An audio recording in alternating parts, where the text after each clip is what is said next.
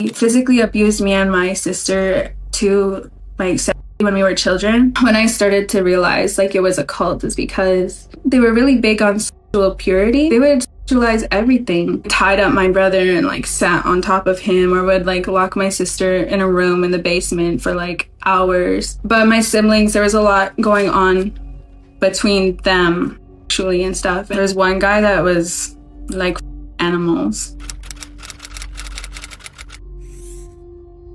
My mom was 13. She met this man, 40s. He's a lot older. She ended up getting sold to him. I'm not sure how much for. It was because her family really needed money, and I guess my kukum, that's what we call grandma. She sold my mom to this man, and he is like a very evil man, and unfortunately like became my father a couple years later. Even his own family cut him off. They didn't talk to him anymore. They want nothing to do with him. As a child, he would try to hurt his brothers. He also tried to kill them. He kind of had like an relationship with his mom too. So it's just really messed up from the beginning. I've heard rumor that I have like 8 brothers somewhere out in the world through him too that are way older than me. That he had a house full of minor girls where he was trying them, because he died 2 years ago and I was his only known oldest kid, so I was contacted for his funeral details and everything. I was in touch with him on accident. The thing is, one of my sisters decided to go back and talk to him. She asked him if all these things were true and he said yes. He was reminiscing about it too, because he physically abused me and my sister to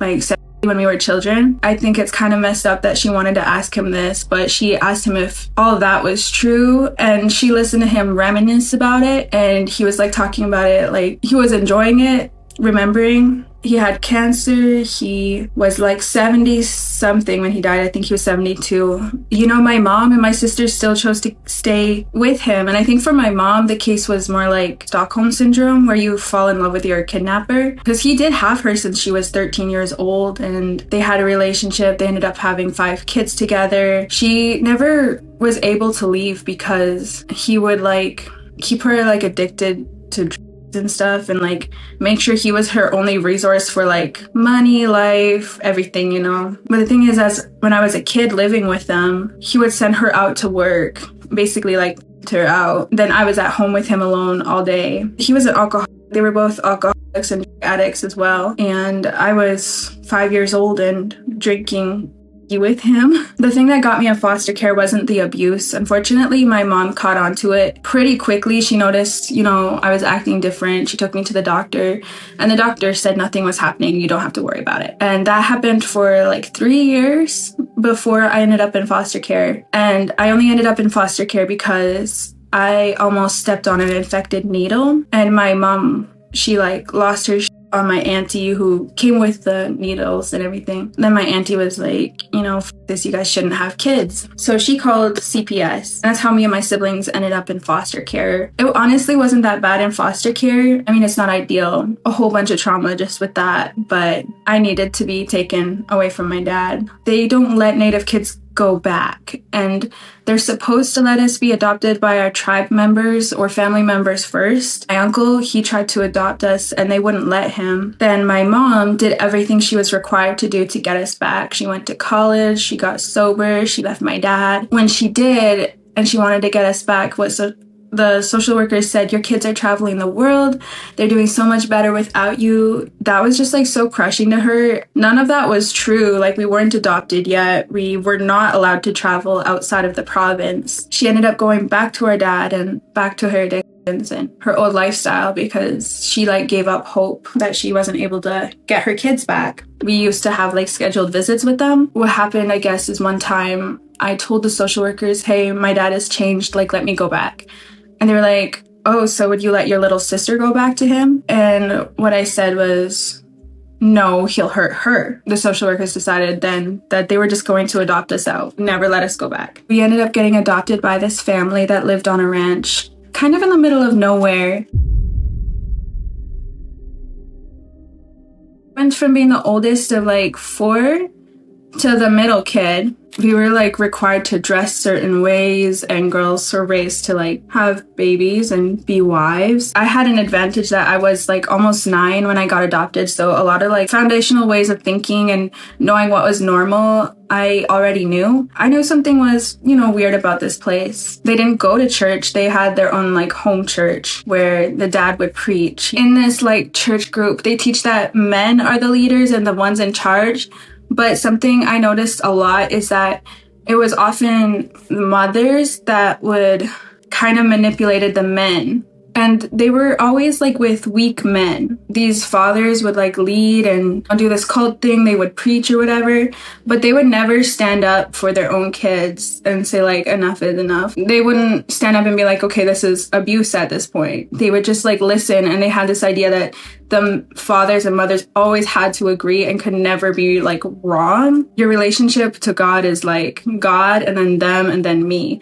And I could only hear from God through them. And so anything they told me was like divinely inspired, and I had to trust that it was what God wanted. And I think that's when I started to realize like it was a cult, is because they were really big on sexual purity, except I've never met more perverted people. They would sexualize everything. Tied up my brother and like sat on top of him, or would like lock my sister in a room in the basement for like hours, acting to anybody is wrong, unless it's like your husband behind closed doors. I was the least favorite sibling, I guess. I spent a lot of time alone. I would literally go for walks for hours just to be away from everybody. But my siblings, there was a lot going on between them actually and stuff. And we were like very isolated, middle of nowhere. I found out my siblings would watch each other a lot, like through events and stuff. I caught my little brother, my favorite brother, watching me once through an event. They were doing stuff together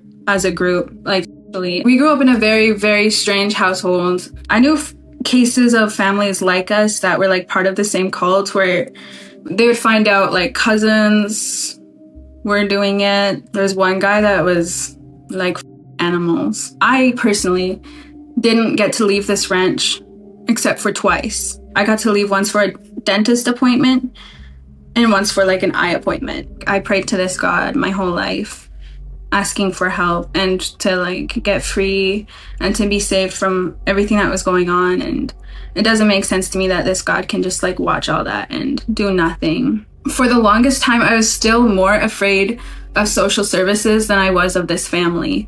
So social services did get called and did an investigation, but the family passed the investigation basically because the parents told us what to say. I remember the social workers just being like kind of creeped out because they would like ask us if anything happened, and we would just be like, say nothing and just like stare at them and defend our parents and be like, no, they're great. The thing is, this family, the mom told me once that she built this house, and when they were building it, they dug up human skeletons. And she was kind of laughing about it. And she was like, yeah, I think this was a native graveyard. Looking back, I'm like, that's insane. And I'm Native. Me and my siblings were Native. So when you mistreat Indigenous kids on their own ancestors' grave and sacred land, like, what do you expect? And then a whole bunch of horrible things started happening on the ranch and to this family. They had a disease, a really rare disease, infect their animals. That happened. Then the dad got cancer. And just with all these things going on, my parents started thinking they were like Job in the Bible. In the story, there's this man where the devil like kills all his family, kills all his animals, gives him hardship, gives him sickness, and God let this happen because he wanted to prove that Job loved him. My parents started thinking, this is what we're going through. This is why all these things are happening to us. This is just your karma. This is what happens when you abuse your kids that you adopted. The way you get in a relationship was like, with my family, was like an arranged marriage. If a guy was interested in you, he was never allowed to like approach you and tell you that. He had to like go to our parents, tell them. My dad kept like keys that represented the key to our hearts, and then he would have like these lockets too, and he kept it in a safe, and he was like, until I get like, I guess, ownership of the heart. And we could say no, like we could be like, no, I'm not interested, but we weren't allowed to be like, oh, I'm interested in this guy, like let me date him. Did think about leaving a lot, but I knew we were like in the middle of nowhere. I knew what foster care was like. I was like, I can't leave. legally till I'm 16, but even after I turned 16, I wanted to like get my shit together so that I could take care of myself. I was 20 something when I finished 2 years in college, got a diploma. I got my social security number. Then I was like, okay, I'm leaving and you can't stop me. So I left to the US and I went and did like this Christian ministry thing where they were like helping homeless people, teaching kids English. Like they were Christian, but they weren't bad. They weren't abusive or anything. They were a good community. Since then, I started dating somebody. I went back to Canada and lived on my own for a bit. I went to therapy and I feel like I've been doing okay. My other sisters, I don't talk to them anymore. I kind of felt like they started to do what our mom was doing, but to